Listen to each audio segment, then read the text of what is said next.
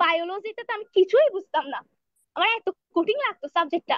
জুনাইর স্যারের এই চিত্র ক্লাসগুলো করে আমি এতটাই উপকৃত হয়েছি, ক্যাম 92 চলে আসছে। আপনাদের কাছে প্রচন্ড কৃতজ্ঞ, আপনাদের ক্লাস করে আমি ফিজিক্সে যে কি উন্নতি করছি সেটা আমি ছাড়া মনে হয় কেউই জানে না।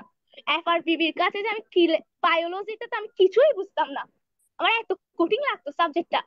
আমার এ গ্রেড আসছিল টেস্ট পরীক্ষা, আমি খুবই মানে হতাশ হয়ে গেছি, মানে আমার চিত্রই আঁকতে পারতাম না। বাট জুনাইর স্যারের এই চিত্র ক্লাসগুলো করে আমি এতটাই উপকৃত হয়েছি, ক্যাম 92 চলে আসছে।